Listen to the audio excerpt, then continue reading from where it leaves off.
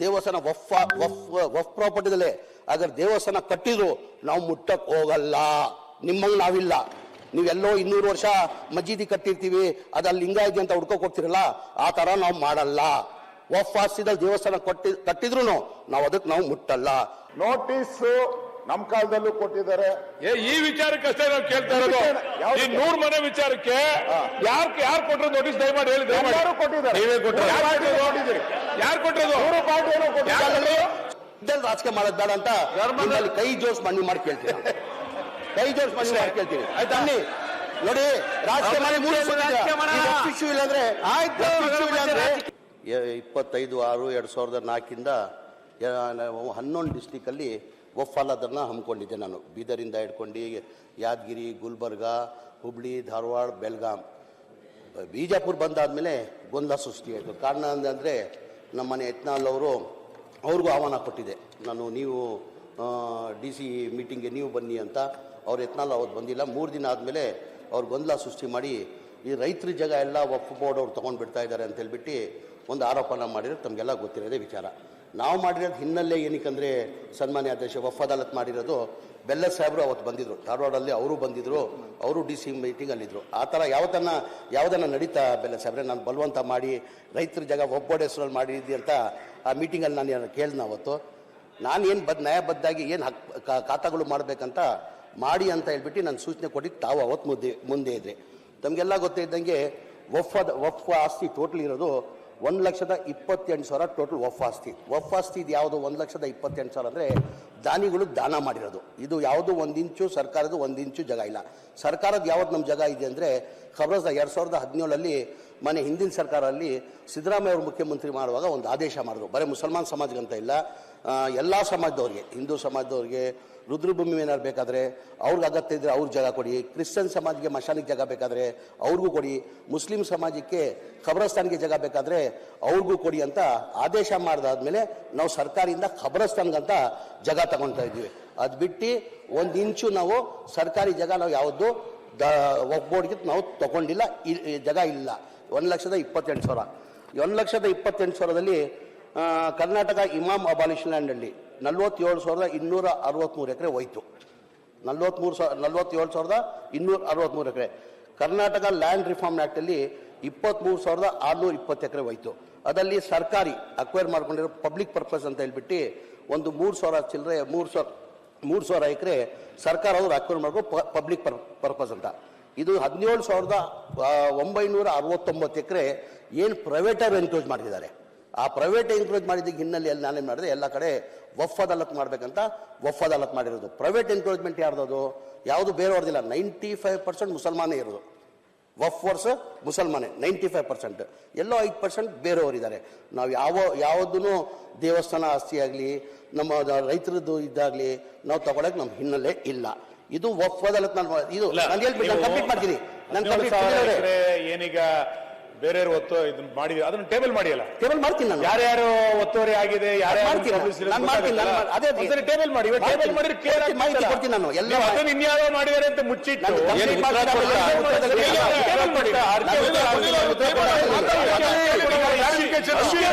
ಆ ಹಿನ್ನೆಲೆಯಲ್ಲಿ ಟೇಬಲ್ ಮಾಡಿ ಆಯ್ತು ಹೇಳಿದ್ರೆ ಟೇಬಲ್ ಮಾಡ್ತಾರೆ. ಟವಲ್ ಇಸ್ಕೋತಾರ ಒಳ್ಳೇದು ಅಂತ ಅಷ್ಟೇ. ಟೇಬಲ್ ಮಾಡೋದ್ರಲ್ಲಿ ಏನು ಅರ್ಥ ಇಲ್ಲ. ನಾನು ಟೇಬಲ್ ಮಾಡ್ತೀನಿ, ಕೊಡ್ತೀನಿ, ಅದು ಮಾಹಿತಿ ಎಲ್ಲ ಕೊಡ್ತೀನಿ. ಅವ್ರ ಉತ್ತರ ಯಾವ ಟೈಮ್ ಚೆನ್ನಾಗಿರುತ್ತೆ ಸಭಾಧ್ಯಕ್ಷರೇ. ಕೇಳಿ ಹೇಳಿ, ನಮ್ಗೆ ಯಾವ ಟೈಮ್ ಅವ್ರು ಉತ್ತರ ಕೊಡ್ತಾರೆ ಅಂತಾನೂ ಗೊತ್ತಿರ್ಲಿಲ್ಲ. ಸಿಕ್ಕಿದಾಗ ಉತ್ತರ ಕೊಡ್ಲಿಕ್ಕೆ ಕೇಳಿ ಸರ್, ನನ್ನ ಮಾಹಿತಿನ ನೀವೇನೋ ಟೈಮ್ ನಿಗದಿ ಮಾಡಬೇಕಿತ್ತು. ಕ್ವಶನ್ ಅವರು ಎಲ್ಲ ಹೇಳಿದ್ರಿ, ಕ್ವಶನ್ ಅವರ್ ಆದ್ಮೇಲೆ ಅಂತ ಹೇಳಿದ್ರಿ ನೀವು. ಕ್ವಶನ್ ಅವರ್ ಇಲ್ಲ, ಈಗ ಉತ್ತರ ಕರ್ನಾಟಕ ಅರ್ಧಕ್ಕೆ ನಿಲ್ಸ್ಬಿಟ್ರಿ. ಇಲ್ಲ ಯಾಕಂತ ಹೇಳಿದ್ರೆ ಅದು ಮುಖ್ಯ ಅವ್ರಿಗೇನು ಅರ್ಜೆಂಟ್ ಹೋಗ್ಲಿಕ್ಕಿದ್ದ ಕಾರಣ, ಮುಖ್ಯಮಂತ್ರಿ ಮಿನಿಸ್ಟ್ರಿಗೆ ಹೋಗ್ಲಿಕ್ಕಿದ್ದ ಕಾರಣ. ಎಲ್ಲಿಗೆ ಹೋಗ್ತಾರೆ ಅವರು? ಎಲ್ಲೂ ಹೋಗಲ್ಲ. ನಿಮ್ಮದು ಅವ್ರೆಲ್ಲೂ ಹೋಗಲ್ಲ, ಜಮೆ ಇರ್ತಾರ. ಅವ್ರು ಎಲ್ಲ ಒಂದು ಮೀಟಿಂಗ್ ಇತ್ತು. ನಾನು ನಾಳೆ ಉತ್ತರ ಕೊಡೋದು ನಾಳೆ ನಿಂದು. ನಾನು ರಿಕ್ವೆಸ್ಟ್ ನನ್ಗೋಸ್ಕರ ಹೇಳಿ ಸರ್. ಆ ಹಿನ್ನೆಲೆಯಲ್ಲಿ ಅಶ್ವಥ್ ನಾರಾಯಣ ನಾನು ಬೇಡ ಬೇಡ ಅಂತ ಹೇಳಿದೆ. ಕೂತ್ಕೊಂಡು ಪರ್ಮಿಷನ್ ತಗೊಂಡು ನಾನು ಮಾತಾಡ್ತೇನೆ. ಅಶ್ವಥ್ ಅವರೇ, ನಾನು ಹೇಳ್ಬಿಟ್ಟು ಆಮೇಲೆ ನೀವು ಮಾತಾಡಿ. ಆ ಹಿನ್ನೆಲೆಯಲ್ಲಿ ಅಶೋಕ್ ಸರ್, ನಾನು ವಫ್ ಅದಾಲತ್ ಮಾಡಿದ್ದು. ಆ ವಫ್ ಅದಾಲತ್ ಇರಲಿಲ್ಲ, ಅದಕ್ಕಿಂತ ಮುಂಚೆ ವಫ್ ಅದಾಲತ್ ಮಾಡುವಾಗ ಬೆಲ್ಲ ಸಾರು ಬಂದಿದ್ರು. ಆ ಮೀಟಿಂಗಲ್ಲಿ ಬೆಲ್ಲ ಸಾರು ಇದ್ರು. ಹಂಗೆ ಬಿಜಾಪುರಲ್ಲೂ ನಮ್ಮ ಮನೆ ಯತ್ನಾಳ್ ಆಹ್ವಾನ ಕೊಟ್ಟಿದ್ರು, ಅವ್ರು ಬಂದಿರಲಿಲ್ಲ. ನಾನ್ ನೀವು ಹೆಗ್ಲೆಲ್ಲ ನನ್ನ ಹೆಸರು ಇಡಾತೀರ ಅಲ್ಲ, ನಾ ಎದಕ್ ಬಂದಿದ್ನಿ ಅಂದ್ರ ಅಲ್ಲಿ ಐತಲ್ಲ ಏನೋ ನೀವು ನಿಮ್ಮಿಂದ ಮತ್ತೇನು ಅಂತ ಆಗ್ಬಾರ್ದಂತ ನೋಡಕ್ ಬಂದಿದ್ದೆ ನಾನು. ಆ ತರ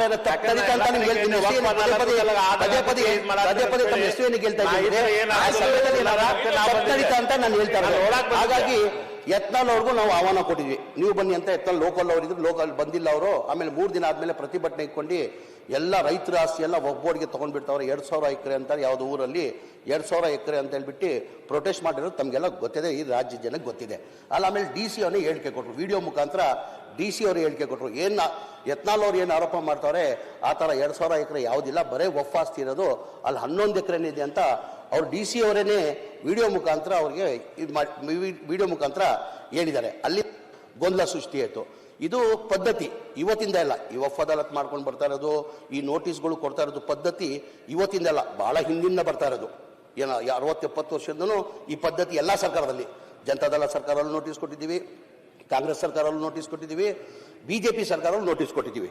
ಈಗ BJP ಸರ್ಕಾರ ಇರುವಾಗ 2008ಇಂದ ಹಿಡ್ಕೊಂಡು 2013ವರೆಗೂ 1100 ನೋಟಿಸ್ ಕೊಟ್ಟು ಖಾತಾಗಳು ಮಾಡಿದ್ದಾರೆ BJPದಲ್ಲಿ. ಎಷ್ಟು? 2008ಇಂದ ಹಿಡ್ಕೊಂಡು 2013ವರೆಗೂ 1100 ನೋಟಿಸ್ ಕೊಟ್ಟಿದ್ದಾರೆ. ಅದಾದಮೇಲೆ 2019ಇಂದ ಹಿಡ್ಕೊಂಡು 2023ವರೆಗೂ 4567 ನೋಟಿಸ್ಗಳಿಗೆ ಕೊಟ್ಟಿದ್ದಾರೆ. ಒಟ್ಟಾಗಿ BJP ಸರ್ಕಾರ ಇರುವಾಗ 5667 ನೋಟಿಸ್ಗಳು BJP ಸರ್ಕಾರ ಕೊಟ್ಟಿದ್ದಾರೆ. ಕಾಂಗ್ರೆಸ್ ಸರ್ಕಾರದಲ್ಲಿ 2013ಇಂದ ಹಿಡ್ಕೊಂಡು 2018ವರೆಗೂ 3286 ನೋಟಿಸ್ಗಳು, 86 ನೋಟಿಸ್ಗಳು. ಯಾರಿಗೆ ನೋಟಿಸ್? ನೋಟಿಸ್ಗಳು ಬಿಜೆಪಿ ಇದ್ದಾಗ ಕೊಟ್ಟಿರೋದು ಹೇಳ್ತಾ ಇದ್ದೀರಾ? BJP ಸರ್ಕಾರ ಕೊಟ್ರಿ, ನೀವು ಮಾಡಿದ ಕಾನೂನಿಂದ, ನಾವು ಹೇಳ್ತೀನಿ, ನೀವಿಲ್ಲ.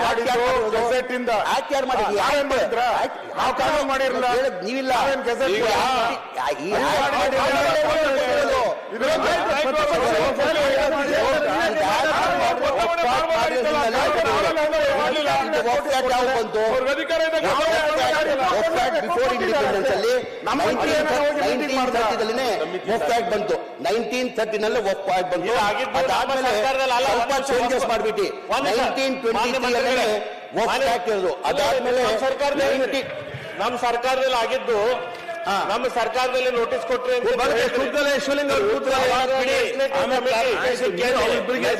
ಕಮಿಟಿಯಿಂದ ಆಗಿದ್ದು, ಸರ್ಕಾರದಿಂದ ಆಗಿದ್ದಲ್ಲ. ಲೆಜಿಸ್ಲೇಟಿವ್ ಕಮಿಟಿಯಲ್ಲಿ ಕರೆದು ನಿಮ್ ಸರ್ಕಾರದಲ್ಲಿ ಮುಖ್ಯಮಂತ್ರಿಗಳ ಇನ್ಸ್ಟ್ರಕ್ಷನ್ ಮೇಲೆ ನಾ ಮಾಡ್ತಾ ಇದ್ದೇನೆ ಅಂತ ನೀವು ಜಮೀನು ಬದಲಾವಣೆ ಆಗ್ತಾ ಇದೆ ನಿಮ್ ಸರ್ಕಾರದಲ್ಲಿ. ನಮ್ಮ ಸರ್ಕಾರದಲ್ಲಿ ಹಂಗಾಗಿದ್ದಿಲ್ಲ. ಉತ್ತರ ಹೇಳಿ.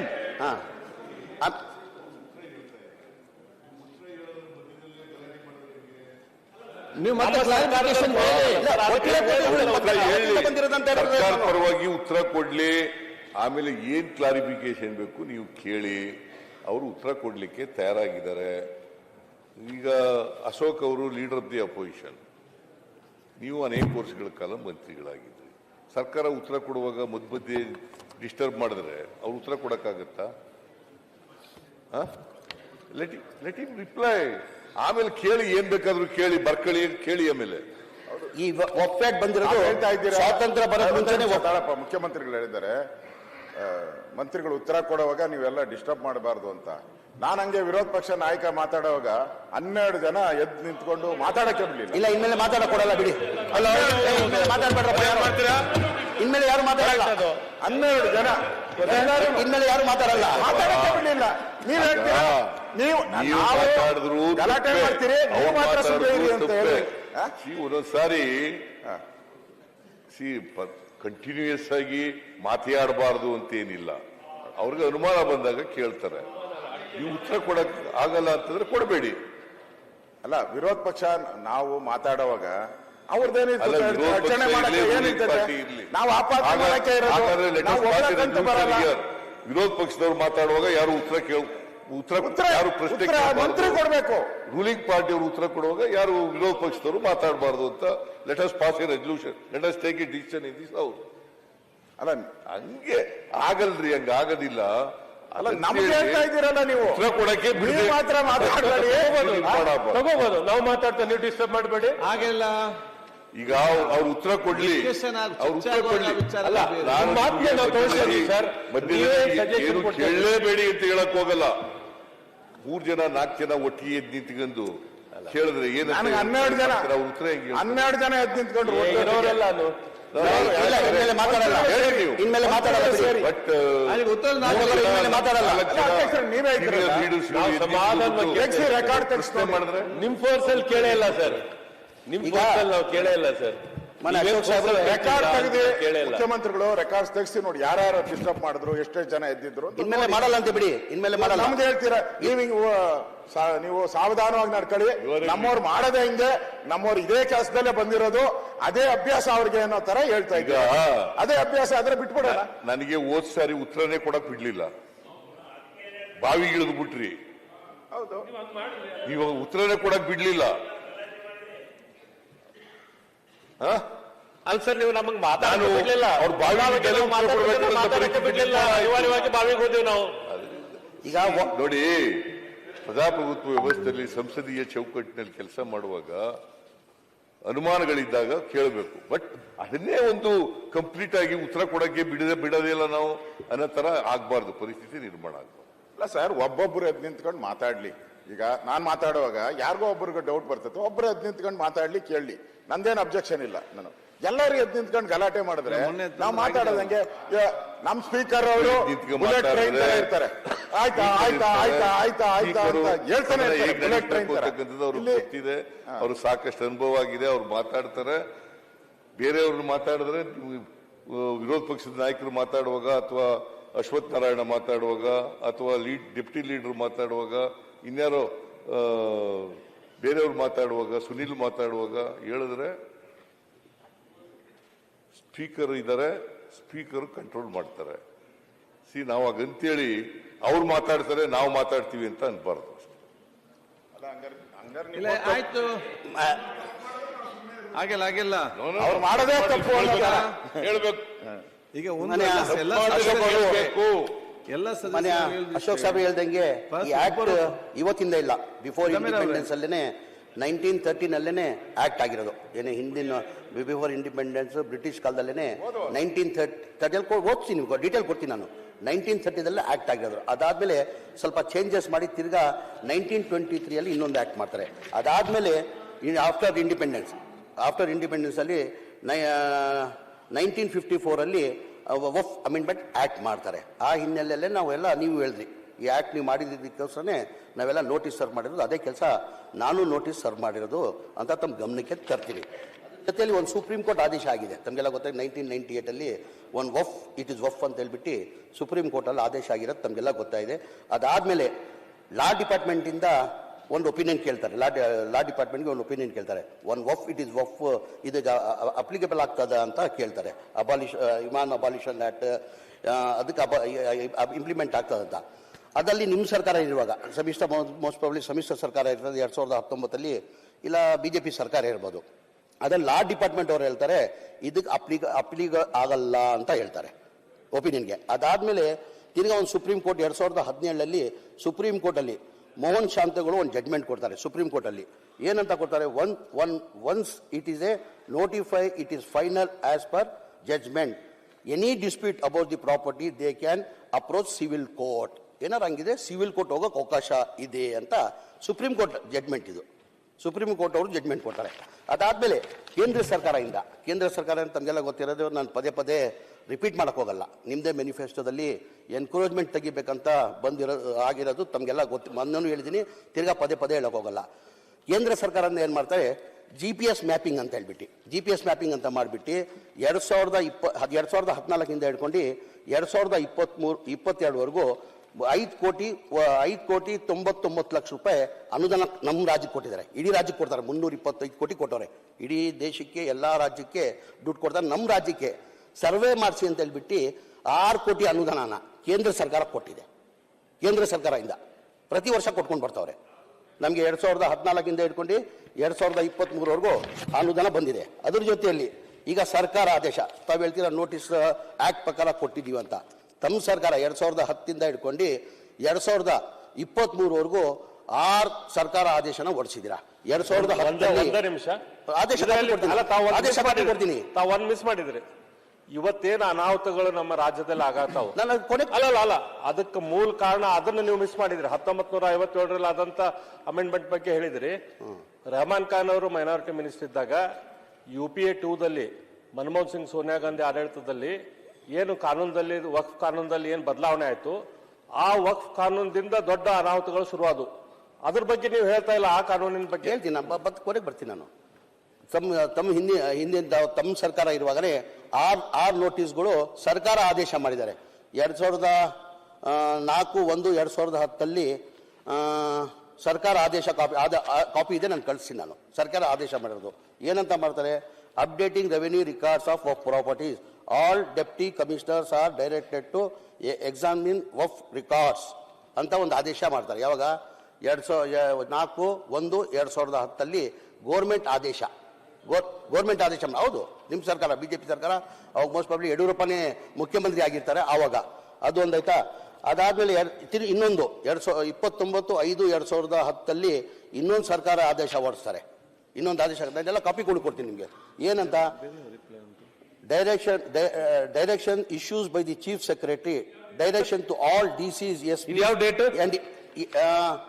29/5/2010 29/5/2010 direction issues to the all chief secretary, direction to the all DCs SPs and ACs, take step for removal encroachment of waqf properties. ತಮ್ಮ ಆದೇಶ, ತಮ್ಮ ಸರ್ಕಾರ ಅಲ್ಲ ಆದೇಶ ಮಾಡಿರೋದು, ಕರೆಕ್ಟಾ? ಇದೊಂದು 2010 ಆಯ್ತು. 2011 ಇನ್ನೊಂದು ಆದೇಶ ಮಾಡ್ತಾರೆ ಸರ್ಕಾರ ವತಿಯಿಂದ. ಇನ್ನೊಂದು ಆದೇಶ ಮಾಡ್ತಾರೆ, notice issue by regional commissioner Kalaburagi division, direction to Kalaburagi division DCs ACs tahsildar, protections of waqf properties ಅಂತ 2/4/2011 ಒಂದು ಸರ್ಕಾರ ಆದೇಶ ಹೊರಡಿಸ್ತಾರೆ. ಅದಾದ್ಮೇಲೆ 29/8/2020 ರೆವಿನ್ಯೂ ಡಿಪಾರ್ಟ್ಮೆಂಟ್ ಫ್ಲಾಗಿಂಗ್ ಮಾಡಬೇಕು. ಅದರ ಒಂದು ಖಾತಾ ಆದ್ಮೇಲೆ ಫ್ಲಾಗಿಂಗ್ ಮಾಡಬೇಕಾಗ್ತದೆ. ಅದಕ್ಕಂತ ಹೇಳ್ಬಿಟ್ಟು ಸರ್ಕಾರ ಆದೇಶ ಹೊರಡಿಸ್ತಾರೆ. 29/8/2020 revenue department flagging Waqf properties ಇರೋದು ಅದು ಇಮಿಡಿಯೇಟ್ ಮಾಡಿ ಅಂತ ಒಂದು ಆದೇಶ ಹೊರಡಿಸ್ತಾರೆ, ಸರ್ಕಾರ ಆದೇಶ ಇದು. ಅದಾದ್ಮೇಲೆ 8/1/2021 ಇನ್ನೊಂದು ಆದೇಶ ಅರ್ಬನ್ ಡಿಪಾರ್ಟ್ಮೆಂಟ್ ಇಂದ ಇನ್ನೊಂದು ಸರ್ಕಾರಿ ಆದೇಶ ಹೊರಡಿಸ್ತಾರೆ. 8/1/2023 powers of Waqf protection task force ರಚನೆ ಮಾಡಿ ಅಂತ ಒಂದು ಟಾಸ್ಕ್ ಫೋರ್ಸ್ ರಚನೆ ಮಾಡಿ ಅಂತ ಒಂದು ಆದೇಶ ಹೊರಡಿಸ್ತಾರೆ. ಯಾವಾಗ 8/1/2021 ಇನ್ನೊಂದು ಆದೇಶ 27/1/2021 ಫ್ಲಾಗಿಂಗ್ ಮಾಡಿ ಅಂತ ಇನ್ನೊಂದು ಆದೇಶ ಹೊರಡ್ತಾರೆ. ವಫ್ ಪ್ರಾಪರ್ಟೀಸ್ಗೆ ಫ್ಲಾಗಿಂಗ್ ಮಾಡಿ ಅಂತ ಹೇಳ್ಬಿಟ್ಟು ಆದೇಶನ ಹೊರಡಿಸ್ತಾರೆ. ಇದೆಲ್ಲ ಇವತ್ತಿಂದ ಇಲ್ಲ, ಆ ಪದ್ಧತಿ ಅವತ್ತಿಂದನೇ, ಇವತ್ತು ಹಿಂದಿಂದನೇ ಆ ನೋಟಿಸ್ ಕೊಡೋದು ಪದ್ಧತಿಗಳು ಬಂದಿದೆ. ಅದಕ್ಕಂತ ನೀವು ಒಂದು ದೊಡ್ಡ ಇಶ್ಯೂ ಮಾಡಿಬಿಟ್ರಿ. ಇವರೆಲ್ಲ ಈ ಸರ್ಕಾರದಲ್ಲಿ ವಫ್ ಎಲ್ಲ ರೈತರ ಆಸ್ತಿ ಎಲ್ಲ ವಫ್ಗೆ ಮಾಡಿಸ್ಕೊಂತವ್ರೆ, ದೇವಸ್ಥಾನಗಳೆಲ್ಲ ವಫ್ಗೆ ತಗೊಂಡ್ಬಿಡ್ತಾವ್ರೆ ಅಂತ ಹೇಳ್ಬಿಟ್ಟು ತಾವೆಲ್ಲ ದೊಡ್ಡದಾಗಿ ಒಂದು ಇಶ್ಯೂ ಮಾಡಿದ್ರಿ. ನಾವು ಯಾವತ್ತೂ ಇದು ನಾವು ಮಾಡಿರೋದು ಹಿನ್ನೆಲೆ ಅಂದರೆ, ವಫ್ ಅದಾಲತ್ ಮಾಡಿರೋದು ಹಿನ್ನೆಲೆ ಅಂದರೆ, ನಮ್ಗೇನು 17,000 ಎಕರೆ ಏನು ಎನ್ಕರೇಜ್ಮೆಂಟ್ ಪ್ರೈವೇಟ್ ಎನ್ಕರೇಜ್ಮೆಂಟ್ ಮಾಡಿದಾರಲ್ಲ ಅದನ್ನ ತಗೊಳ್ಬೇಕಂದ. ಟೋಟಲ್ ಆಸ್ತಿ ಇದ್ದಿದ್ದು ಮುಂಚೆ ಹೇಳಿದ್ವಿ 1,28,000 ಚಿಲ್ಲರೆದಲ್ಲಿ, ಉಳಿದಿರೋದೇ ನಮ್ದು 20,000 ಉಳಿದಿದೆ. ಅದರಲ್ಲಿ 17,000 ಎನ್ಕರೇಜ್ಮೆಂಟ್ ಆಗಿದೆ. ಆ ಎನ್ಕರೇಜ್ಮೆಂಟ್ ತೆಗಿಯಕ್ಕಂತ ದಾನಿಗಳು ಏನಕ್ಕೆ ದಾನ ಮಾಡಿರೋದು? ಈಗ ವಫ್ಗೆ ದಾನಿಗಳು ಏನಕ್ಕೆ ದಾನ ಮಾಡಿದ್ದಾರೆ? ಅವ್ರ ಫ್ಯಾಮಿಲಿ ಮೆಂಬರ್ಸ್ ಇರ್ತಾರೆ, ಹೆಂಡತಿ ಕಡೆಯವರು ಇರ್ತಾರೆ, ತಂದೆ ಕಡೆಯವರು ಇರ್ತಾರೆ, ಬೇರೆ ಅವ್ರ ರಿಲೇಷನ್ಸ್ ಇರ್ತಾರೆ. ಅದು ಬಿಟ್ಟು ಏನಕ್ಕೆ ಮಾಡ್ತಾರೆ? ಸಮಾಜಕ್ಕೆ ಒಳ್ಳೇದಾಗ್ಲಿ ಅಂತ ದಾನ ಮಾಡಿರೋ ದಾನಿಗಳು ಇದು. ಈಗ ಹೆಂಗ್ ಮುಜ್ರಾಯ್ ಆ ಥರನೇ ವಫ್ ಇದು. ಈಗ ಮುಜ್ರಾಯದಲ್ಲೂ 30,000 ನನ್ನ ಅನಿಸಿಕೆ ಒಂದು 8,000 ಏನೋ 9,000 ಎಕರೆ ಎನ್ಕ್ರೋಚ್ಮೆಂಟ್ ಆಗಿದೆ. ಅದೆಲ್ಲ ಬನ್ನಿ, ನಾವು ಈ ಸೈಲೆಲ್ಲ ಬೋರ್ದಿರಲಿ ಮುಜ್ರಾಯದಿರಲಿ ಎಲ್ಲ ತೆಗಿಬೇಕು ಎನ್ಕ್ರೋಚ್ಮೆಂಟ್ ನಾವೆಲ್ಲ ಸೇರಿ. ನಾವು ಯಾರು ರೈತರಿಗೆ ತೊಂದರೆ ಕೊಡ್ಬೇಕಂತೆಲ್ಲ ಯಾವ ದೇವಸ್ಥಾನ ನಾನು ಹೇಳಿದೆ ಮೊನ್ನೆ ಕೌನ್ಸಿಲಲ್ಲಿ ನಾನು ಹೇಳಿದ್ದೀನಿ, ದೇವಸ್ಥಾನ ವಫ್ ಪ್ರಾಪರ್ಟಿದಲ್ಲೇ ಅದ್ರ ದೇವಸ್ಥಾನ ಕಟ್ಟಿದ್ರು ನಾವು ಮುಟ್ಟಕ್ಕೆ ಹೋಗಲ್ಲ. ನಿಮ್ಮಂಗೆ ನಾವಿಲ್ಲ. ನೀವೆಲ್ಲೋ 200 ವರ್ಷ ಮಜೀದಿ ಕಟ್ಟಿರ್ತೀವಿ, ಅದಲ್ಲಿ ಲಿಂಗಾಯತಿ ಅಂತ ಹುಡ್ಕೋಕ್ ಹೋಗ್ತಿರಲ್ಲ, ಆ ಥರ ನಾವು ಮಾಡಲ್ಲ. ವಫ್ ಆಸ್ತಿದಲ್ಲಿ ದೇವಸ್ಥಾನ ಕಟ್ಟಿದ್ರು ನಾವು ಅದಕ್ಕೆ ನಾವು ಮುಟ್ಟಲ್ಲ. ಆಮೇಲೆ ರೈತರ ಜಾಗ ಯಾರನ್ನ ಮುಟ್ಟಕ್ಕೆ ಸಾಧ್ಯನಾ? ಮುಟ್ಟಲ್ಲ ಅಂತಿರಲ್ಲ. ಹಾ ನೋಡಿ, ಇಲ್ಲಿ ಶ್ರೀರಂಗಪಟ್ಟಣ ತಾಲೂಕು ಲಕ್ಷ್ಮೀ ದೇವಸ್ಥಾನ ವಕ್ಫ್ ಬೋರ್ಡ್ ನೋಟಿಸ್ ಕೊಟ್ಟಿದ್ದೀರಲ್ಲ, ಹೆಂಗ್ ಕೊಟ್ರಿ? ನಾವು ಮುಟ್ಟಕ್ಕೆ ಹೋಗಲ್ಲ. ನೀನ್ ಮುಟ್ಟಲ್ಲ ರೀ, ಹೇಳ್ತೀನಿ ಅದ್ರ ಬಗ್ಗೆ ಡೀಟೇಲ್ ನೋಟಿಸ್ ಕೊಟ್ರಿ ನೀವು. ನೋಟಿಸ್ ಕೊಟ್ಟಿದ್ವಿ,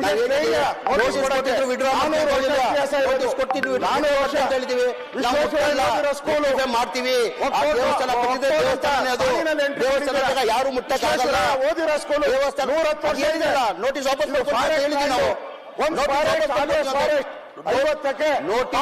ನೋಟಿಸ್ ವಾಪಸ್ ಪಡ್ಕೊಂತೀವಿ ಅಂತ ಹೇಳಿದೀವಿ ನಾವು. ನೀವು ನಾನು ಹೇಳ್ತೇನೆ ಹೇಳಿದ ತಕ್ಷಣ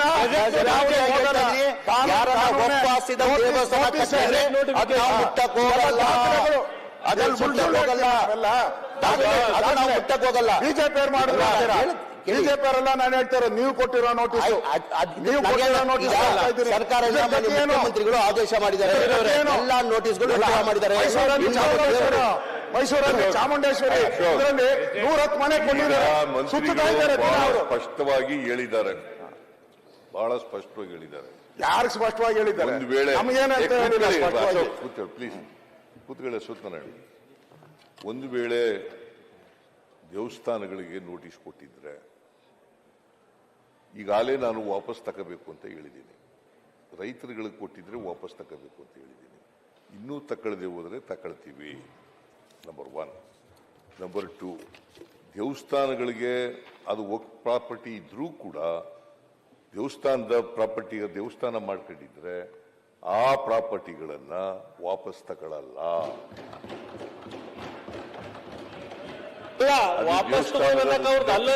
ಹೋಗಲ್ಲ. I am making it very very clear. ಕಿತ್ಕೊಳ್ಳಕ್ ಹೋಗಲ್ಲ. ಒಂದು ವೇಳೆ ನಾವು ನೋಟಿಸ್ ಕೊಟ್ಟು ಇದ್ರೆ, ಈಗ ನೋಟಿಸ್ ಈಗಾಗಲೇ ಅವ್ರು ಹೇಳಿದ್ದಾರೆ, ಮಾನ್ಯ ಮುಖ್ಯಮಂತ್ರಿಗಳೇ, ಪ್ಲೀಸ್, ಈಗ ನೋಟಿಸ್ ವಾಪಸ್ ತಗೊಳೋದು ಪ್ರಶ್ನೆ ಅಲ್ಲ. ತಾವು ಹೇಳಿದ್ ಸರಿ ಇದೆ, ಅವತ್ತಿಂದ ಹೇಳ್ತಾ ಇದ್ದೇವೆ. ಈಗ ಏನಂದ್ರೆ ನೀವ್ಯಾಕ್ರಿ ನೋಟಿಸ್ ಕೊಟ್ರಿ? ಫಾರ್ಮ್ ನಂಬರ್ RTC ನಲ್ಲಿ ಕಾಲಂ ನಂಬರ್ 9 ತೆಗಿತೀರಾ, ವಕ್ಫ್ ಫಂಡ್ ಅಂತ ತೆಗಿತೀರಾ, ಗೆಜೆಟ್ ನೋಟಿಫಿಕೇಶನ್ ಚೇಂಜ್ ಮಾಡ್ತೀರಾ, ಇದು ತಾವು ಸ್ಟೇಟ್ಮೆಂಟ್ ಕೊಡ್ಬೇಕು. ಇದು ನೋಟಿಸ್ ಕೊಟ್ಟು ವಾಪಸ್ ತಗೊಳೋದ್ರಿಂದ ಏನು ಪ್ರಯೋಜನ ಆಗಲ್ಲ. ಇನ್ನೊಬ್ಬ ಬಂದು ಕೊಡ್ತಾನೆ. ಕಾಲಂ ನಂಬರ್ 9 ತೆಗೆದು ಹಾಕ್ತೀರಾ, ಗೆಜೆಟ್ ನೋಟಿಫಿಕೇಶನ್ ಇಂದ. ಈಗ ನಾವು ದೇವಸ್ಥಾನಕ್ಕೆ ಕೊಟ್ಟಿಲ್ಲ,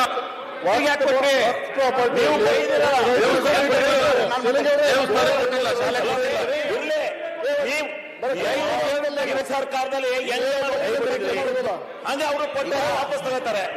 ದೇವಸ್ಥಾನ ಕೊಟ್ಟಿಲ್ಲ, ಬಿಜೆಪಿ ಸರ್ಕಾರ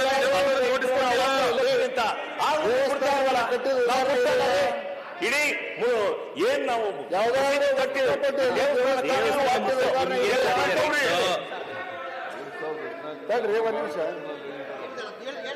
ಯಾವುದಾದ್ರೂ ವಕ್ಫ್ ಪ್ರಾಪರ್ಟಿಯಲ್ಲಿ ದೇವಸ್ಥಾನವನ್ನು ಒಂದ್ ಕಡೆ ಅಶೋಕ್ ಸರ್ ಮುಖ್ಯಮಂತ್ರಿ ಹೇಳಿದ್ದಾರೆ, ಆರಾಮ್ಸೆ ಮಾತಾಡು. ಏನ್ ಸರ್ ಹೇಳಿದ್ದಾರೆ, ನಾವು ನೋಟಿಸ್ ಅನ್ನ ಕೊಟ್ಟಿದ್ರು ವಾಪಸ್ ತಗೊಂತೀರಿ ಅಂತ ಮುಖ್ಯಮಂತ್ರಿಗಳು ಪದೇ ಪದೇ ಹೇಳಿದ್ದಾರೆ. ಈಗ ಸದನದಲ್ಲೂ ಹೇಳಿದ್ದೀರ. ಅದಕ್ಕಿಂತ ಮುಖ್ಯವಾಗಿ ಕಾಲಂ ನಂಬರ್ 9 ಮತ್ತು ಕಾಲಂ ನಂಬರ್ 11 ಅಲ್ಲಿ ಒಂದು ನಿಮಿಷ ಸರ್, ಅದನ್ನ ತೆಗಿಬೇಕಾದ್ರೆ ನೀವು 1994ನೇ ಇಸ್ವಿಯಲ್ಲಿ ಒಂದು ಗೆಜೆಟ್ ಆಗಿದೆ ಸರ್ಕಾರದಿಂದ, 74ರಲ್ಲಿ ಒಂದು ಗೆಜೆಟ್ ಆಗಿದೆ, ನಿಮ್ ಸರ್ಕಾರ ಇದ್ದಾಗೆ ಮಾಡಿದಿರ. ಆ ಗೆಜೆಟ್ ರದ್ದು ಮಾಡಿದ್ರೆ ಇದಕ್ಕೆಲ್ಲ ಮುಕ್ತಿ ಸಿಗ್ತತೆ. ಇಲ್ಲ ಅಂದ್ರೆ ತಿರ್ಗಿ ಇನ್ನೊಂದಷ್ಟು ದಿನ ಹೋದ್ಮೇಲೆ ತಿರ್ಗಿ ಇನ್ನೊಂದು ನೋಟಿಸ್ ಕೊಡ್ತಾರೆ. ಒಂದೇ ನಿಮಿಷ, ನಾನೇನ್ ಗಲಾಟೆ ಮಾಡಲ್ಲ ಸರ್. ನಿಮ್ಮೂರಲ್ಲಿ ನಾನು ಮೊನ್ನೆ ಕೋಟ್ ಮಾಡಿ ಹೇಳಿದ್ದೀನಿ. ಇದು ಕೃಷ್ಣರಾಜ ವಿಧಾನಸಭಾ ಕ್ಷೇತ್ರದಲ್ಲಿ ಸರ್ವೆ ನಂಬರ್ 153, 110 ಮನೆ ಎಲ್ಲ ಕುರುಬ ಜನಾಂಗದವರು ವಾಸ ಮಾಡ್ತಾ ಇದ್ದಾರೆ. ಅವ್ರು ಇವತ್ತಿಗೂ ಅಲಿತಾ ಇದ್ದಾರೆ ಸರ್. ಇವತ್ತಿಗೂ ಬಸ್ ಮಾಡ್ಕೊಂಡು ಪ್ರತಿ ತಿಂಗಳು ನಿಮ್ಮ ಹತ್ರನೂ ಬಂದು ಮನವಿ ಕೊಟ್ಟಿದ್ದಾರೆ ಅಂತ ಹೇಳಿದ್ರು. ನನ್ನ ಹತ್ರ ಪ್ರತಿ ತಿಂಗಳು ಬಂದು ಇಲ್ಲಿ ನಿಂತ್ಕೊಂತಾರೆ ಸರ್. ಹೈಕೋರ್ಟ್ ಅಲ್ಲಿ ಕೇಸ್ ಪೆಂಡಿಂಗ್ ಇದೆ. ಅದು ಯಾಕೆ ಸರ್ ಹೈಕೋರ್ಟ್ ಅಲ್ಲಿ ಕೇಸ್ ಪೆಂಡಿಂಗ್ ಇದೆ? ನೋಟಿಸ್ ಯಾಕೋ ಒಂದ್ ನಿಮಿಷ ಅಶೋಕ್ ಸರ್, ಒಂದ್ ನಿಮಿಷ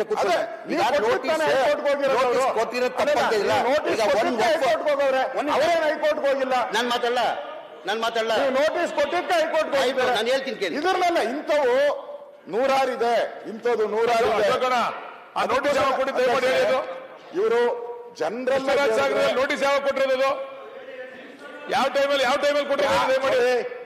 ಯಾವ ಟೈಮಲ್ಲಿ ನೋಟಿಸ್ ಕೊಟ್ಟವ್ರು ಹೇಳಿ ಒಂಚೂರು. ಅಲ್ಲ, ಕೃಷ್ಣರಾಜ ಸಾಗರದಲ್ಲಿ ನೋಟಿಸ್ ಅಂತ ನೋಟಿಸ್ ಕೊಟ್ಟಿದ್ದಾರೆ. ಈಗ ಅವರು ಯಾವ ನೋಟಿಸ್ ಕೊಟ್ರು ಅಂತ ನಿನ್ಗೆ ಹೇಳ್ತೀನಪ್ಪ, ನಿನ್ಗೆ ಹೇಳ್ತೀನಿ ನೋಟಿಸ್ ನಮ್ ಕಾಲದಲ್ಲೂ ಕೊಟ್ಟಿದ್ದಾರೆ. ಈ ವಿಚಾರಕ್ಕಷ್ಟೇ ನಾವು ಕೇಳ್ತಾ ಇರೋದು. ಈ 100 ಮನೆ ವಿಚಾರಕ್ಕೆ ಯಾರು ಕೊಟ್ಟರು ನೋಟಿಸ್ ದಯಮಾಡಿ ಹೇಳಿ. ಯಾರು ಕೊಟ್ಟಿದ್ದಾರೆ? ನೀವೇ ಕೊಟ್ಟರು. ಯಾರು ಕೊಟ್ಟಿರೋದು? ಸುಪ್ರೀಂ ಕೋರ್ಟ್ ಅಲ್ಲಿ ಕೇಸ್ ಇದೆ. ನಿಮ್ ಕಾಲದಲ್ಲೇ ನಿಮ್ ಸರ್ಕಾರ ಇರುವಾಗ ನೋಟಿಸ್ ಕೊಟ್ಟಿರೋದು ಅದು. ಮತ್ತೆ ತೊಂದರೆ ಕೊಟ್ಟರು ನೀವು. ನಿಮ್ ಕಾಲದಲ್ಲೇ ಆಮೇಲೆ ಒಂದ್ ನಿಮಿಷ ಕೊಡ್ಲಿಕ್ಕೆ ಯಾರು ಕಾಯ್ದೆ ಮಾಡಿದವರು ನೀವು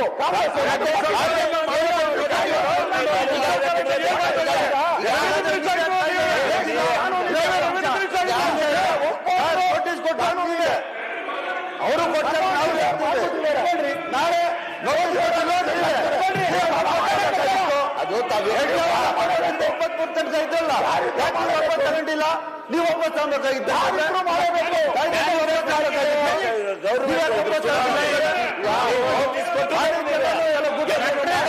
ಅಶೋಕ್ ಸರ್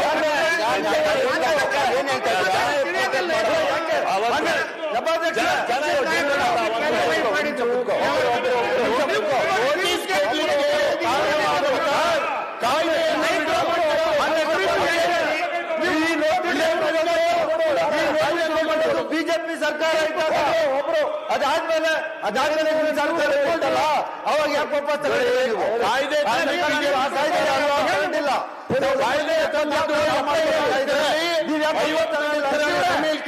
50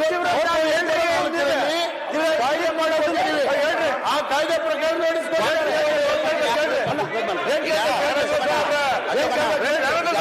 ವಾಪಸ್ ತಗೊಂಡಿಲ್ಲ ಹೇಳಿ.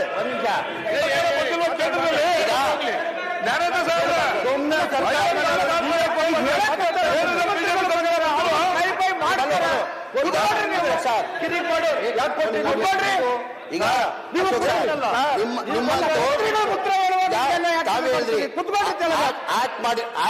ಆಕ್ಟ್ ಮಾಡಿದ ಹಿನ್ನೆಲೆಯಲ್ಲೇ ನಾವು ನೋಟಿಸ್ ಸರ್ವ್ ಮಾಡಿದ್ದೀವಿ ಅಂತ ತಾವು ಹೇಳಿದ್ದೀರಾ. ಕರೆಕ್ಟಾನೆ.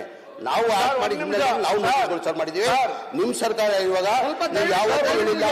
ನಾವು ಇವತ್ತು ಸದನದಲ್ಲಿ ಹೇಳ್ತಾ ಇದೀವಿ, ಆ ಆಕ್ಟ್ ಇದ್ರು ದೇವಸ್ಥಾನ ಯಾರನ್ನ ಒಬ್ಬೊಟ್ಟು ಆಸ್ತಿಯಲ್ಲಿ ಕಟ್ಟಿದ್ರೆ ಅದಕ್ಕೆ ನಾವು ಮುಟ್ಟಕ್ ಹೋಗಲ್ಲ. ರೈತರ ಜಾಗ ಮುಟ್ಟಕ್ ಹೋಗಲ್ಲ. ರೈತರು ಅನ್ನ ಕೊಡ್ತಾರೆ, ಅನ್ನದಾತ್ರವರು ಅವ್ರ ಜಾಗ ಯಾವ ಕಾರಣಕ್ಕೆ ಮುಟ್ಟಲ್ಲ. ಮೆರವಣಿಗೆ ಆಮೇಲೆ ಒಂದ್ ನಿಮಿಷ ಸರ್,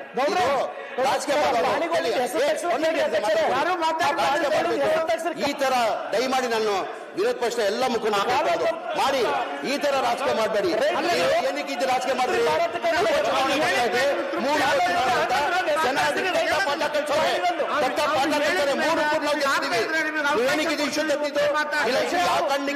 ಉಪಚುನಾವಣೆ ಇಲ್ಲಾಂದ್ರೆ ಇಶ್ಯೂ ತರ್ತಾ ಇರ್ಲಿಲ್ಲ.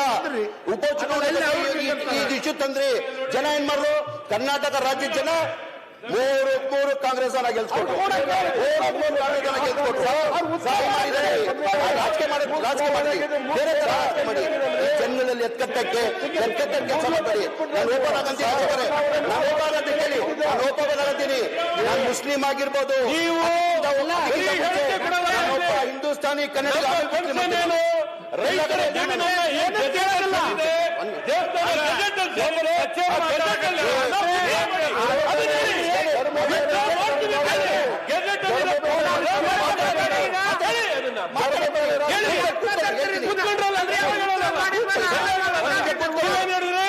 ಈಗ ಮಾನ್ಯ ಅಧ್ಯಕ್ಷೆ ಈಗ ಶಿವನ ಲಿಂಗ ಈಗ ಹುಡುಕಿ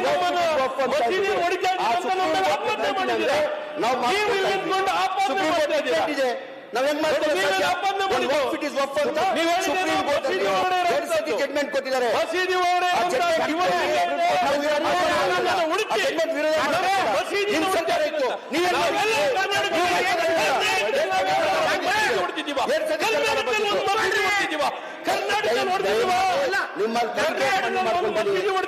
ರಾಜಕೀಯ ಮಾಡ್ಬಿಡಿ, ರಾಜಕೀಯ ಮಾಡಕ್ ಹೋಗ್ಬೇಡಿ. ನಾವು ಮಾಡಲ್ಲ.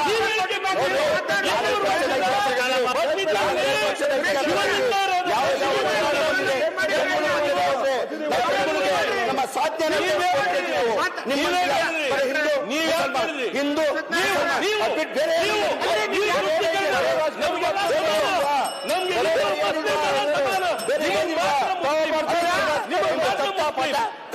ನಿಮಗ್ ಮಾತ್ರ ಮುಸ್ಲಿಂ ಸರ್ ಒಂದ್ ನಿಮಿಷ ತಡ್ರಿ ಅವ್ರದಾರ ನಿಮಗ್ ಮಾತ್ರ ಮುಸ್ಲಿಂ ಹೇಳ್ರಿ ಹೇಳ್ರಿ ಏನ್ ಹೇಳ್ತೀರಿ ಮಾತಾಡ್ತೀರಿ ಸರ್ ಅರಗ ಸರ್ ಏನ್ ಹೇಳ್ರಿ ನೀವು ಹೇಳ್ರಿ ಹೇಳ್ರಿ ನನ್ನ ರಿಕ್ವೆಸ್ಟ್ ಇಷ್ಟೇನೆ, ನೋಡಿ ನೀವು ಉತ್ತರ ಕೊಡ್ತಾ ಇದ್ದೀರಿ, ಪೂರ್ಣ ಕೊಡಿ. ಇಲ್ಲಿ ಮಧ್ಯದಲ್ಲಿ ನಮ್ಮ ಯಾರ ಜಾಣತನವೂ ಬೇಡ, ಯಾಕಂದ್ರೆ ಇದು ಇವತ್ತಿಗೆ ಮುಗಿಯೋದಿಲ್ಲ, ಎಂಡ್ ಆಗೋದಿಲ್ಲ. ತಾವೇ ಹೇಳಿದ್ರಿ ನಿಮ್ ಕಾಲದಲ್ಲಿ ಅಷ್ಟು ನೋಟಿಸ್ ಕೊಟ್ರಿ, ನಮ್ಮ ಕಾಲದಲ್ಲಿ ನೋಟಿಸ್ ಪ್ರಶ್ನೆ ಬರಲ್ಲ. ನೋಟಿಸ್ನ ಕೊಡ್ಲಿಕ್ಕೆ ಕಾರಣವಾಗಿರ್ತಕ್ಕಂಥ ಕಾಯ್ದೆಗಳಿದ್ದಾವೆ. ನಾನು ನೀವು ಸರ್ಕಾರ ಇತ್ತಿಲ್ಲ ಸರ್ ಕೇಳ್ರಿ, ಇಲ್ಲಿ 4 ಹಿಡ್ಕೊಂಡಿದ್ದವರೆಗೂ ನಿಮ್ದೇ ಸರ್ಕಾರ ಇದೆಯಲ್ಲ. ಕೇಳಿ ರಾಜ್ಯ ಸರ್ಕಾರ ತೆಗಿಯಕ್ಕೆ ಸಾಧ್ಯ ಮಾತಾಡಿ ತೆಗಿಬೇಕಾಗಿರೋದು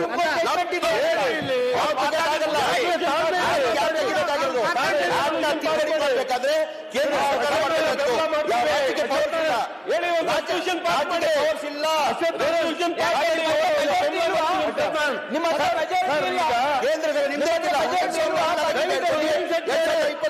ಒಂದ್ ನಿಮಿಷ ಕೇಳಿ. ನಾವು ನೀವು ಯಾರು ರಾಜಕೀಯ ಮಾಡೋದು ಆದ್ರೆ ತಾವೊಂದು ಮಾತು ಹೇಳಿದ್ರೆ ಇದ್ರಲ್ಲಿ ರಾಜಕೀಯ ಬೇಡ ಅಂತ. ನಾವು ರಾಜಕೀಯ ಮಾಡುವಂತ ಅವಶ್ಯಕತೆ ಇಲ್ಲ. ಒಳ್ಳೇದೇ. ರೈತರು ಎದ್ದು ಬೀದಿ ಮೇಲೆ ಬಂದ್ರು, ನಿಮ್ಗೂ ಗೊತ್ತಿದೆ.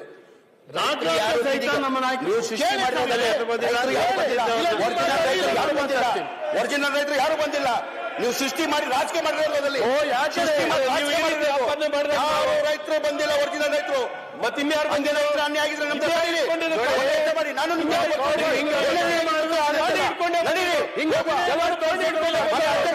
ನಾನು ಬರ ಸಿದ್ಧ ಆಗಿದ್ದೀನಿ. ಇವ್ರು ಎಲ್ಲ ರೈತರು ಹೋಗೋ ನಡೀರಿ, ಎಲ್ಲ ರೈತರಿಗೆ ಅನ್ಯಾಯ ಮಾಡಿ. ಯಾವತ್ತೂ ಪ್ರಶ್ನೆ ಸಚಿವರೇ ಹಂಗಿಲ್ಲ. ರೈತರ ಬಗ್ಗೆ ಮಾತಾಡೋ ನೈತಿಕ ಅತ್ಯಂತ ಇಲ್ಲ ನಿಮಗೆ. ರೈತರ ಹೆಸರಲ್ಲಿ ಪ್ರಮಾಣ ವಚನ ತಗೊಂಡು ನೀವು ಈ ರೀತಿ ರೈತರ ಕಷ್ಟದಲ್ಲಿದ್ದಾರೆ, ಸಾಲ ನಂತ ಪ್ರಿಂಟಿಂಗ್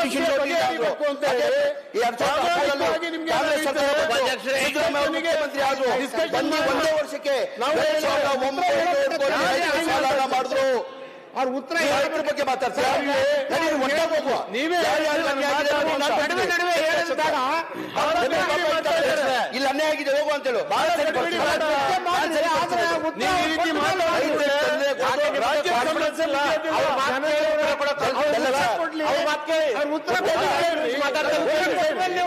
ಮುಖ್ಯಮಂತ್ರಿಗಳು ಕೂಡ ಹೇಳ್ತಾರೆ, ಅವ್ರು ಹೇಳಿದ ಮೇಲೆ ಮುಖ್ಯಮಂತ್ರಿಗಳು ನಿಮಗೇನೇ ಇದ್ರು ಕ್ಲಾರಿಫೈ ಮಾಡ್ತಾರೆ. ದಯವಿಟ್ಟು ಕೂತ್ಕೊಳ್ರಿ. ಆಂಗ್ಸೈಟಿ ನನಗೆ ಅರ್ಥ ಆಗುತ್ತೆ, ನಿಮ್ಮ ರಾಜಕೀಯ ನನಗೆ ಅರ್ಥ ಆಗುತ್ತೆ. ಮಾಡಿ, ಬೇಡ ಮಾಡಬೇಡಿ ಅಂತ ಹೇಳಲ್ಲ. ಪ್ರಜಾಪ್ರಭುತ್ವ ವ್ಯವಸ್ಥೆಯಲ್ಲಿ ರಾಜಕೀಯ ಮಾಡಬೇಕು. ಅವರು ಮಿನಿಸ್ಟ್ರು ಉತ್ತರ ಕೊಡಕ್ಕೆ ಶುರು ಮಾಡಿದ್ದಾರೆ, ನೀವು ಚರ್ಚೆ ಎಲ್ಲ ಮಾಡಿದ್ದೀರಿ ಅಲ್ವಾ? ಇವೆಲ್ಲ ವಿಚಾರಗಳನ್ನೆಲ್ಲ ಹೇಳಿದ್ದೀರಿ. Let him reply sir. ಆಮೇಲೆ ನೀವೇನ್ ಬೇಕಾದ್ರೂ ಕೇಳಿ ಮಿಸ್ಟರ್ ಸರ್. ತಾವೇ ಹೇಳಿದ್ರಿ ಹೋಮ್ ಮಿನಿಸ್ಟರ್ ಎಲ್ಲರೂ ಬೇಕಾದ್ರೂ ನಮ್ ಜಮೀರ್ ಅವರಿಗೆ ನಾವು ಡಿಸ್ಟರ್ಬ್ ಮಾಡ್ಬೇಕು ಅಂತ ಹೇಳಲ್ಲ.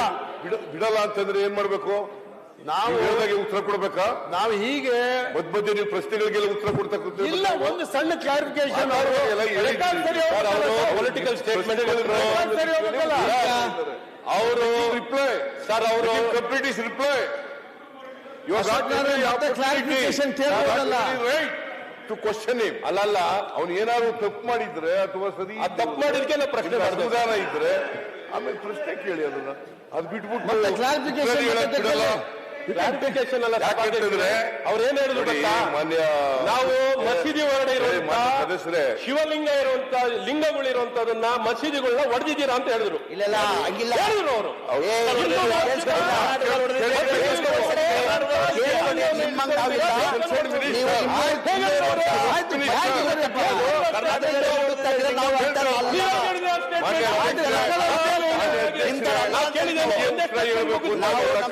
ಕಟ್ಟಿದ್ರೆ ಮುಟ್ಟಲ್ಲ. ಅಶ್ವತ್ಥ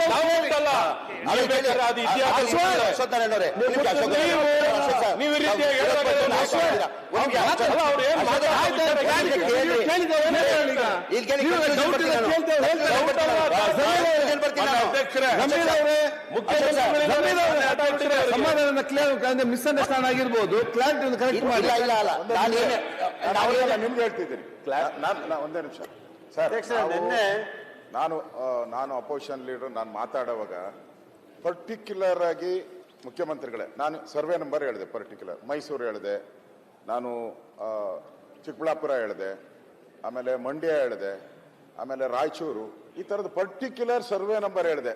ನಾನು ವಿಶ್ವೇಶ್ವರಯ್ಯನ ಓದಿರೋ ಸ್ಕೂಲ್ದು ನಾನು ಸರ್ವೆ ನಂಬರ್ ಕೊಟ್ಟು ಈ ಫೋಟೋನು ಎಲ್ಲ ತೋರಿಸಿದೆ.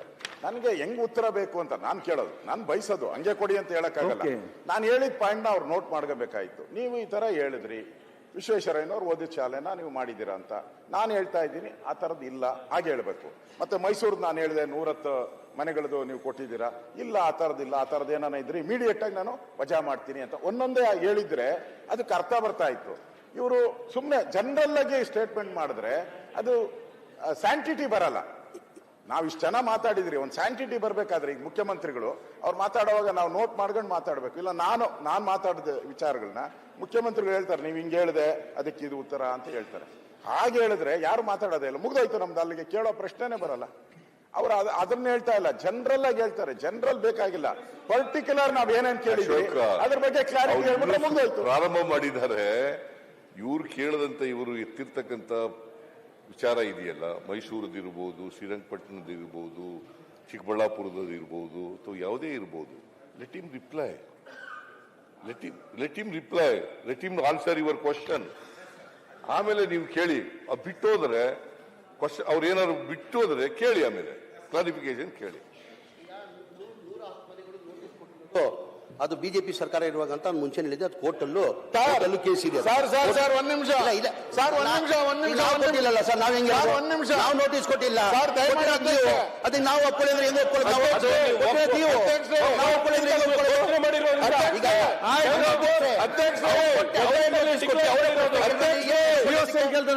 ಅವರೇ ಪ್ರಶ್ನೆ, ಅವರೇ ನೋಟಿಸ್ ಅವರ ಪ್ರಶ್ನೆ ಕೇಳಿದ್ರೆ ಆದ್ಮೇಲೆ ಆ ಕೋರ್ಟ್ ಕೇಸ್ ಇದೆ. ಸ್ಕೂಲ್ದು ಯಾವತ್ತು ತಾವು ಹೇಳ್ತಾ ಇದ್ರ ಸ್ಕೂಲ್ದು ಅದು ಈಗ ಮೊನ್ನೆ ನೋಟಿಸ್ ಕೊಟ್ಟಿರೋದು, ಹಿಂದೆ ನೋಟಿಸ್ ಕೊಟ್ಟಿರೋದು, ಅದು ಯಾವ್ದು ನೋಟಿಸ್ ಕೊಟ್ಟಂಗಿಲ್ಲ, ಹಿಂದೆ ನೋಟಿಸ್ ಕೊಟ್ಟಿರೋದು. ನಾಯಕರಿಗೆ ಒಂದೇ ಕೇಳ್ಕೊಳ್ಳೋದು ನಾನು, ಆತರ ಯಾರನ್ನ ರೈತರಿಗೆ ಆತರ ಅಂದ್ರೆ ಒಫಾಸ್ತಿ ಎಲ್ಲ ಬಿಟ್ಕೊಡ್ಬೇಕಾಗ್ತದೆ. ದೇವಸ್ಥಾನ ಮತ್ತೆ ರೈತರು ನೀವೆಲ್ಲ ಆಸ್ತಿ ಬಿಟ್ಕೊಡ್ರೆ ಏನ್ ಮಾಡೋದು? ನೀವು ಎಲ್ಲ ಆಸ್ತಿ ಬಿಟ್ಕೊಡಕ್ಕಾಗ್ತದ? ನಾವು ಫಸ್ಟ್ ಆಗಿ ಹೇಳ್ತಾ ಇದ್ದೀನಿ, ನಾನು ದೇವಸ್ಥಾನಗಳು ನಾವು ಮುಟ್ಟಲ್ಲ. ಆಮೇಲೆ ರೈತರಿಗೆ ಯಾವತ್ತೂ ತೊಂದರೆ ಕೊಡಲ್ಲ, ರೈತರಿಗೆ ತೊಂದರೆ ಕೊಡೋ ಪ್ರಶ್ನೆನೇ ಬರಲ್ಲ. ಆ ತರ ಯಾವ್ದನ್ನ ಇದ್ರೆ ನನ್ ನೇರವಾಗಿ ಕರೀರಿ, ನಾನು ಬರ್ತೀನಿ, ನಡೀರಿ, ಅಲ್ಲೇ ಬರ್ತೀನಿ. ನೋಟಿಸ್ ಕೊಟ್ಟವ್ರೆ, ಅಲ್ಲಿ ಕೂತ್ಕೊಂಡು ನಾನು ಬಗೆಹರಿಸ್ತೀನಿ. ನಾನು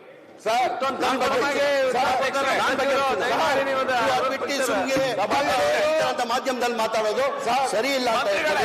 ನಿಮ್ಮಲ್ಲಿ ನಾನು ಮನವಿ ಮಾಡ್ಕೊಳ್ಳೋದು ಅಶೋಕನ, ನೀವು ಮಾಡ್ಬೇಕು, ನಾವು ರಾಜಕೀಯ ಮಾಡ್ಬೇಕು, ಇದ್ದಲ್ಲಿ ರಾಜಕೀಯ ಮಾಡೋದು ಬೇಡ ಅಂತ ನಿಮ್ಮಲ್ಲಿ ಕೈ ಜೋಡಿಸಿ ಮನವಿ ಮಾಡಿ ಕೇಳ್ತೀನಿ.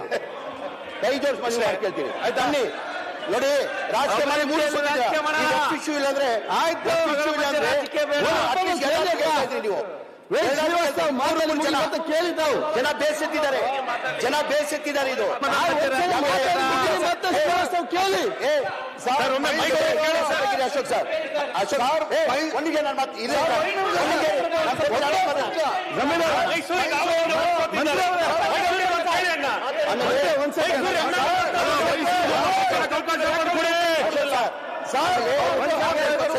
ವ್ಯತ್ಯಾಸ ತೆಗೀರಿ. ನೀವು ಚುನಾವಣೆ ಬಂದಿದೆ, ನಾವು ನಮ್ಮ ಸಾಧನೆಯನ್ನ ತೋರಿಸ್ಬೇಕಾಗಿದ್ದೀವಿ.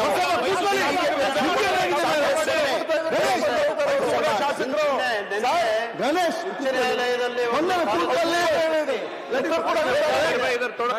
ರಾಜಕೀಯ ಪ್ರೇರಿತವಾದಂತ ವಜಾ ಆಗಿದೆ. ಈಗ ಒಂದ್ ಸೆಕೆಂಡ್ ಸುಮ್ಮನೆ ಕೂತ್ಕೊಳ್ಳಿ. ಈಗ ಮಂತ್ರಿ ಅವರೇ, ಆ ಮೈಸೂರು ಸಂಬಂಧಪಟ್ಟಾಗ ಮೈಸೂರು ಶಾಸಕರಿಗೆ ಏನು ಮಾತಿದೆ ಒಂದು ಸ್ಪಷ್ಟವಾಗಿ ಬೇಗ ಕೇಳಿಬಿಡಿ. ಅಲ್ಲಿ ಮೈಕ್ ಹಾಕಿ. ಮೈಸೂರು ಮುನೇಶ್ವರ ನಗರದ್ದು ಓಕೆ 110 ಮನೆಗೆ ಸರ್ವೆ ನಂಬರ್ 153ರಲ್ಲಿ ಓಕೆ ನೋಟಿಸ್ ಕೊಟ್ಟಿರೋದು 27/2023. ಕಾಂಗ್ರೆಸ್ ಗವರ್ಮೆಂಟ್ ಅದಂತ ಗಮನಕ್ಕೆ ತಂದೆ. ನಿಮಗೆ ಯಾವಾಗ ಮುಖ್ಯ ಕೋರ್ಟಲ್ ಕೇಸ್ ಇದೆಯಾ ಇಲ್ಲೋ? ಅದು ಕೋರ್ಟಲ್ ಕೇಸ್ ಇದೆ ತಾನೆ. ನೋಟಿಸ್ಗೆ ತಪ್ಪಿಸ್ಕೊಂಡು ನೀವು ಕೂತ್ಕೊಳ್ಳಿ. ನಾನು ಅದಕ್ಕೆ ಒಪ್ಕೊಂಡೆ. ಮಾತಿಗೆ ನೀವೇನಾದ್ರೆ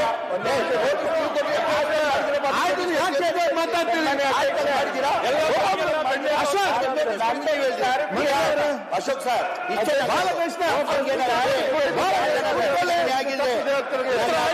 ಗಮನಕ್ಕೆ ತಂದೆ